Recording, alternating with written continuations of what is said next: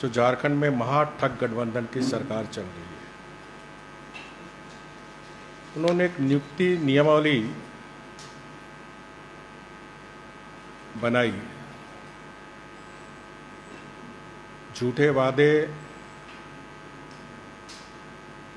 और नारे के आधार पर झारखंड मुक्ति मोर्चा कांग्रेस ने सरकार बनाई। झारखंड के युवाओं और युवतियों को बड़े बड़े सब्ज़बाग दिखाए और ये कहे कि युवा की सरकार बनाई है। माननीय हेमंत सोरेन जी बार बार कहते थे कि युवा की सरकार, और ये भी वादा किए थे कि एक वर्ष में 5 लाख लोगों को नौकरियां देंगे और खतियान के आधार पर स्थानीय नीति परिभाषित करेंगे। लेकिन लगभग 2 वर्ष होने जा रहे हैं, इन दोनों में से सरकार ने कुछ नहीं किया। और इस जो अभी नियुक्ति नियमावली बनाया, उस नियुक्ति नियमावली में झारखंड के बेरोजगार नौजवान नवयुवतियों समेत संपूर्ण झारखंड वासियों को धोखा देने का काम किया, छलने का काम किया है, ठगने का काम किया है। ऐसी नीतियां बनाई है कि कोई भी देश का कहीं से भी कोई आकर झारखंड में 10वीं या 12वीं पास कर नौकरी पा लेंगे। ऐसी असंवैधानिक नीति बनाई जिसमें हर भाषा होगी लेकिन हिंदी नहीं रहेगी, ताकि नीति कानून के उलझन में फंसी रहे और नियुक्तियां ना हो सके। और नियुक्तियां हो भी तो नियुक्तियों के व्यापार का रास्ता खुल सके। जिस प्रकार झारखंड में ट्रांसफर पोस्टिंग एक उद्योग बन गया है, अब सरकार नियुक्तियों को भी उद्योग बनाना चाह रही है।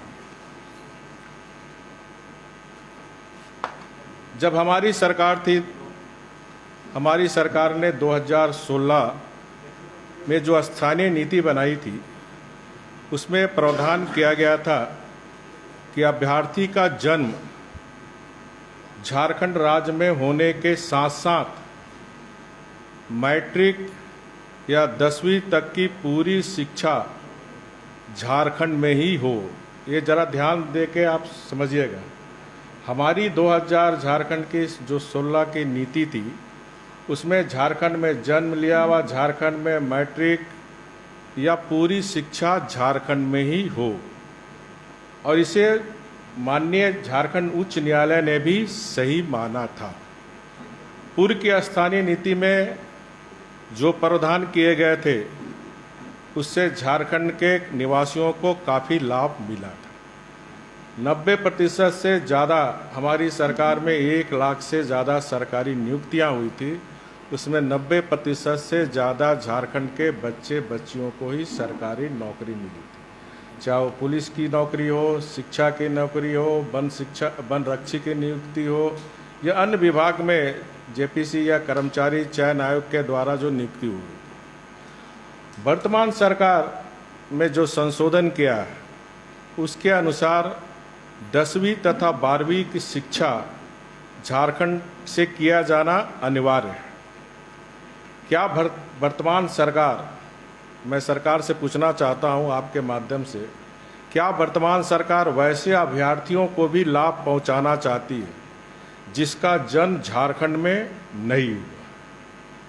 नए संशोधन के अनुसार अगर कोई व्यक्ति 2015 से बाहर से आकर झारखंड आकर यहाँ के मैट्रिक पास करता हो और 2 साल इंटरमीडिएट कर लेता है, तो यहाँ नियुक्ति के लिए योग माना जाएगा। एग्जाम्पल, कोई 9वीं दूसरे राज्य में पास किया, यहाँ अगर 10वीं में पास करता, मैट्रिक पास करता, 2 साल इंटरमीडिएट करता, तो उसको यहाँ के इस नियुक्ति नियमावली के तहत उसे माना जाएगा। अगर वर्तमान सरकार ऐसा संशोधन कर रही है तो यहाँ के आदिवासी मूलवासियों और झारखंड वासियों के आंखों में धूल झोंकने का प्रयास किया जा रहा है। पूर्व की भाजपा सरकार ने झारखंड के मूलवासी, आदिवासी और लंबे समय से झारखंड में रह रहे निवासियों के हितों को ध्यान में रखते हुए स्थानीय नीति बनाई थी। उस नीति में राज्य की 3rd और 4th ग्रेड श्रेणी की सारी नौकरियां राज्य के स्थानीय निवासियों के लिए आरक्षित की गई थी। वर्तमान राज्य सरकार उस कड़े उपप्रबंध को ढीला करने का काम किया। भारतीय जनता पार्टी के 2014 के घोषणा पत्र में हमने डाली थी कि अगर हमारी सरकार बनेगी तो 3rd ग्रेड और 4th ग्रेड के बच्चे बच्चियों को झारखंड में प्राथमिकता के आधार पर नौकरी दी जाएगी। उसी के निमित्त हमने कड़ा कानून बनाकर कि जो झारखंड में जन्मे हैं, झारखंड में शिक्षा दीक्षा लिए हुए हैं, उनको 3rd ग्रेड 4th ग्रेड में नौकरी और जिले वाइज 10 वर्ष के लिए हम लोग ने आरक्षित किया था। वर्तमान सरकार चुनाव में पूर्व नई स्थानीय नीति बनाने का वादा किया था, लेकिन अब वह मैट्रिक और इंटरमीडिएट पास करने का एकमात्र शर्त लगाकर पूर्व की ही स्थानीय नीति को बर्बाद करने का काम कर रही है। वर्तमान सरकार के नए संशोधन का सीधा असर राज्य के आदिवासी, मूलवासी और झारखंड वासियों के हित पर पड़ेगा। राज्य सरकार की नई नियुक्ति नियमावली यहाँ के जातिगत तथा भाषा संरचना को नुकसान पहुंचाने की एक बड़ी साजिश हो रही है। बंगला, उड़िया भाषा को शामिल करने का भारतीय जनता पार्टी भी स्वागत करती है, क्योंकि ये हमारे राज्य का द्वितीय राजभाषा है। लेकिन राष्ट्रभाषा हिंदी की उपेक्षा बर्दाश्त करने योग्य नहीं है। नई नियुक्ति नियमावली के माध्यम से झारखंड में बाहरी लोगों की नियुक्ति का मार्ग प्रशस्त किया जा रहा है। नए प्रावधान के बाद देश के किसी भी हिस्से में रहने वाला व्यक्ति सिर्फ झारखंड से 10वीं और 12वीं की परीक्षा पास कर यहाँ नौकरी प्राप्त कर सकता है। झारखंड के अधिकांश छात्र जनजाति भाषा के बजाय हिंदी भाषा में पढ़ते हैं। कहीं भी झारखंड में जनजातियों के लिए अलग से कोई स्कूल नहीं है। इस राज्य में 2 ही भाषा में स्कूलों में पढ़ाया जाता है, या तो हिंदी मीडियम या फिर इंग्लिश मीडियम।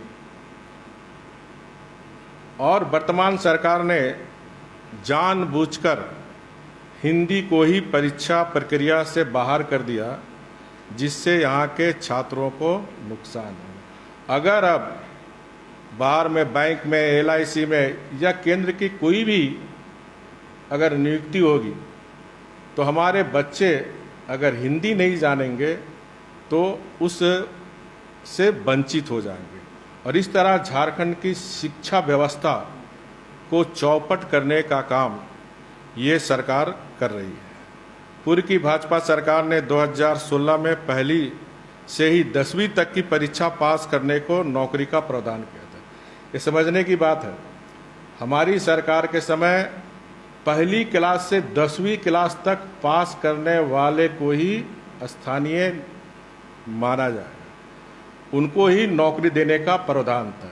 इस सरकार में आप बीच में भी आकर मैट्रिक इंटरमीडिएट कर लेंगे तो आप नौकरी का ये अंतर आप समझिए।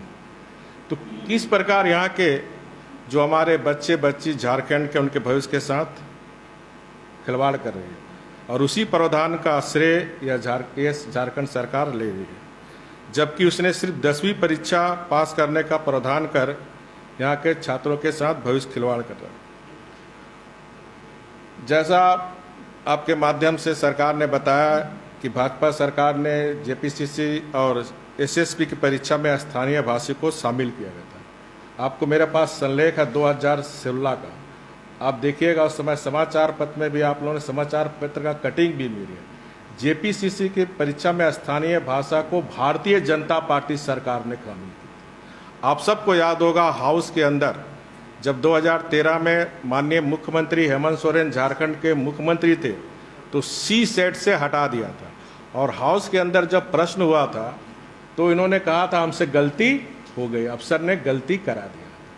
तो जेपीसी और एसएसपी में जो भी जनजाति भाषा को, चाहे वो संथाली हो, मुंडा हो, खड़िया हो, खुड़ुक हो, कुरमाली हो, खोरटा हो, नागपुरी हो, पंच परगनिया या अन्य भाषाओं को शामिल हमारी सरकार ने शामिल किया।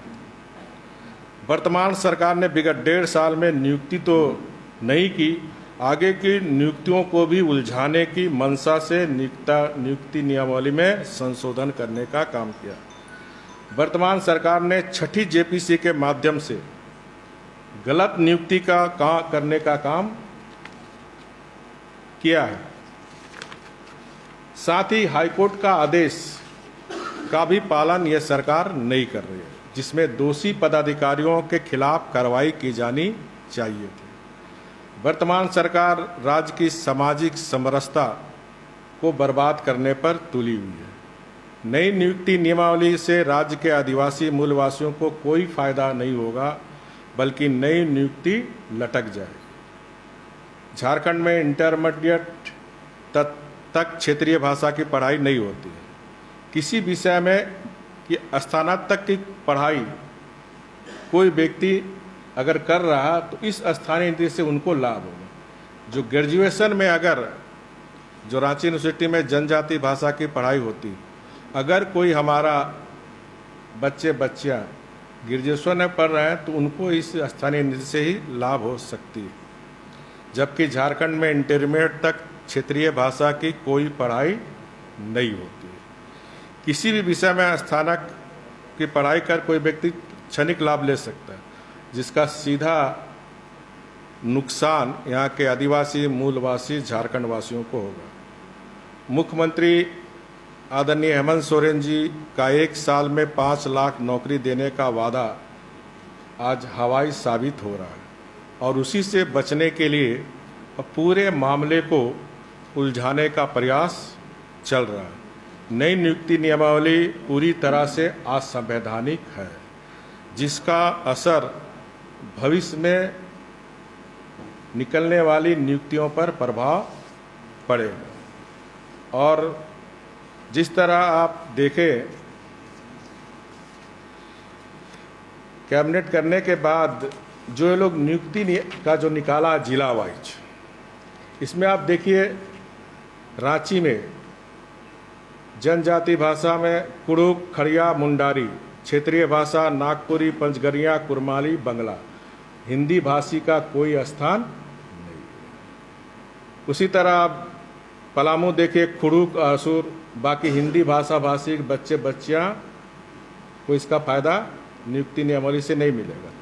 उसी तरह हम सारे चार्ट मेरे पास हैं, धनबाद में, बोकारो में, कहीं भी हिंदी भाषा भाषी के बच्चियों को इस नियुक्ति नियमावली से वो नौकरी से वंचित रहेंगे।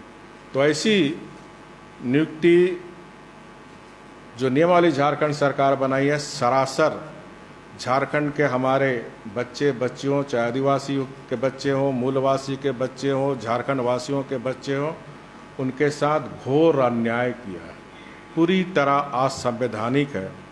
और ये जो बड़े बड़े वादे किए थे, ये वादे पूरे नहीं कर पाने के कारण इस मामले को वो उलझाना चाहते हैं और इस तरह नियुक्तियों को अवरुद्ध करना चाहते हैं। मुझे इस आपके प्रेस कॉन्फ्रेंस के माध्यम से इतना ही बोलना था, और झारखंड के वासियों से और की जो आवाज़ है, क्योंकि आज सारे जगह आज आक्रोश इसको लेकर, इसलिए मैं माननीय मुख्यमंत्री जी से अनुरोध करूंगा कि आप जल, जंगल, जमीन, मूलवासी, आदिवासी 19 का 32 की खतियान झूठे झूठे वादे नारे देकर आपने सत्ता पूरा की, लेकिन आज आप उन लोग के साथ विश्वासघात करने का काम कर रहे हैं। तो आज भी आप चेतिए, और हिंदी भाषा जो राष्ट्र का भाषा है, जो राज्य का भाषा है, भारत का संविधान भी हिंदी भाषा और विकास के लिए हमेशा तत्पर रहते हैं। आप कैबिनेट भी करते हैं तो हिंदी भाषा भाषी में ही बात करते हैं। हम झारखंड में जितने लोग हैं आज भी सब बात करते हैं तो हिंदी भाषा भाषी में। तो हिंदी को आप जोड़ने कर इस राज्य की भाषा, इस राष्ट्र की भाषा, जनजाति भाषा, क्षेत्रीय भाषा का हम भी पक्षधर हैं। हम लोग ने, हमारी सरकार ने की है। आप झूठा श्रेय ले रहे हैं और फिर जनता के आंखों में धूल झोंकने का काम कर रहे हैं। तो मेरी सरकार से बार बार मांग होगी कि हिंदी को आप जोड़ने का काम करें। और ये जो हमारी जो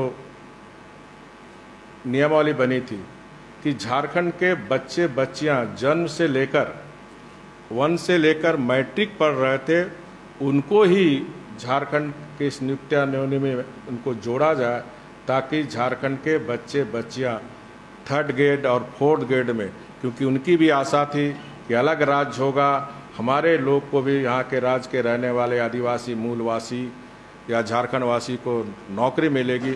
उस सपना को पूरा करने का काम आप करें। इन्हीं शब्दों के साथ आप सब का बहुत बहुत धन्यवाद। आपका कोई प्रश्न होगा?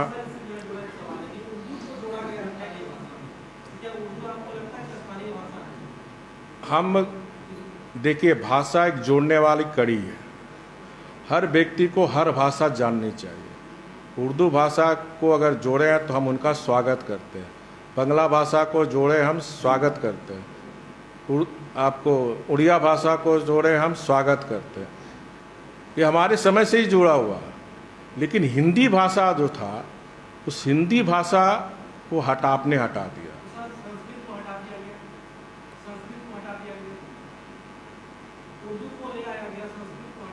तो मैंने कहा हिंदी हो चाहे संस्कृत, हिंदी संस्कृत से ही निकला हुआ। अब जैसे आईएएस का एग्ज़ाम भी होता है, तो आप देखे होंगे आईएएस का एग्ज़ाम में उसमें भी रहता है पाली, फारसी, इस तरह के सब्जेक्ट रहते हैं, संस्कृत सब्जेक्ट रहते हैं। आईएएस लोग भरते हैं, पास हो जाते हैं, फिर 3 महीना का ट्रेनिंग शिक्षा लेके सीख के फिर आईएएस बन जाते हैं। तो यहाँ भी जो तेज विद्यार्थी होंगे बाहर के, वो सेलेक्ट होंगे और वो आके 3 महीना फिर भाषा सीख के उनको नौकरी मिल जाएगी। लेकिन यहाँ की बोलचाल जनजाति भाषा जरूर है, लेकिन स्कूल में क्या जनजाति 1 से लेकर मैट्रिक तक जनजाति भाषा में पढ़ाई होती है? तो हमारे बच्चे तो फिर पीछे रह जाएंगे। चाहे राज्य की नौकरी हो, चाहे देश के किसी रेलवे में वैकेंसी हो, बैंक में वैकेंसी हो, LIC में वैकेंसी हो। कि बहुत गंभीर मामला, हमारे राज्य के बच्चे बच्चियों के भविष्य के साथ ये सरकार खिलवाड़ ना करे, यही अनुरोध सरकार से।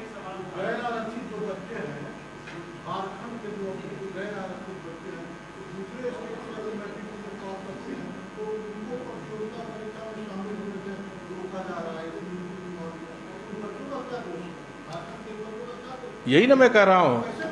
तो ये तो संविधान के खिलाफ, इसने कहा मैंने असंवैधानिक है। ये पूरी नियुक्ति नियमावली असंवैधानिक है, और जरूरत पड़ी तो भारतीय जनता पार्टी न्याय के लिए, जस्टिस नरसिंह न्याय के लिए कानून का भी दरवाजा खटखटाएगी। लेकिन हम सरकार को सचेत करना चाहते हैं। आज भी पूरी सरकार को न्यायपालिका ही चला रही है, चाहे कोरोना महामारी की हो, चाहे इनक्रोचमेंट हटाना हो, शहर में ट्रैफिक व्यवस्था का हो, सारी न्यायपालिका। तो ये विधायिका की जो गरिमा इस सरकार में खत्म हो रही है। तो विधायिका की गरिमा बने रहे, ये हमारी राज्य सरकार से मांग है कि अविलंब आप हिंदी भाषा, संस्कृत भाषा को आप इस नियुक्ति नियमावली में जोड़ते हुए, ताकि झारखंड वासी, चाहे वो जनजाति भाषा हो चाहे गैर जनजाति भाषा हो, हम लोग कोई भेदभाव नहीं करते। झारखंड में रहने वाले लोग, जो हमने 85 से कटअप डेट दिया था, जो 85 से रह रहे हैं, सभी झारखंड वासी है। भारतीय जनता पार्टी कोई भेदभाव की राजनीति नहीं करती। भारतीय जनता पार्टी कोई वोट बैंक की राजनीति नहीं करती। भारतीय जनता पार्टी कोई तुष्टीकरण की राजनीति नहीं करती। हमारी राजनीति है सबका विकास, सबका साथ, सबका विश्वास। और इसी मंत्र के लेकर 2016 में हमने स्थानीय नीति बनाई थी, जिसको हाई कोर्ट ने भी उचित ठहराया।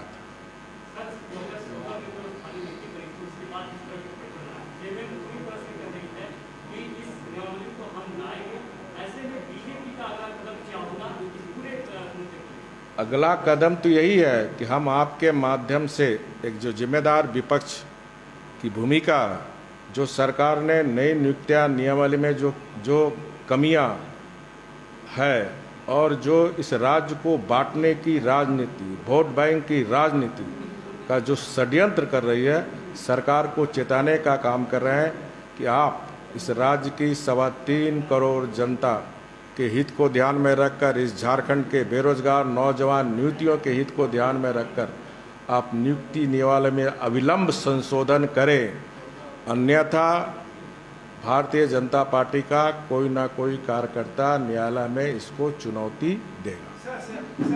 अभी आपने पेपर का जिक्र किया है, एक पेपर का जिसमें आपने बताया कि रांची जिला में आपको हम दे रहे हैं, आप पढ़ लो। ये मेरे पास है सर, लेकिन ये कागज फर्जी है।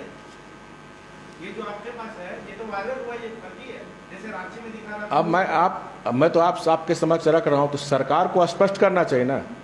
नहीं, जब आप हिंदी हटा ही दिए हैं, हिंदी राज्य, मैं बोल देता हूँ सर, जो मुझे जानकारी, हिंदी राज्य स्तरीय जो एग्जाम उसमें हटा गया, क्षेत्रीय भाषा जिला वाला कभी आया नहीं कैबिनेट में सर। अच्छा, राज्य से अब हटा दिए। जी सर। तो जब आप राज्य से हटा दिया तो जिला और अनुमंडल कहाँ क्वेश्चन होता है? सर जो आपके पास है, जो आप बता रहे रांची का, नहीं, जो हमको सूचना मिला आप उसको आप वेरीफाई कर लो, लेकिन राज्य स्तर से आप हटा दियो ना। लेकिन अभी आपने जिला, अरे आप उसको लकीर का फकीर मत हो, राज्य स्तर से हट गया है ना, तो उचित है कि अनुचित है? ये हम बताया कैसा आपको सूचना मिला, हम तो सूचना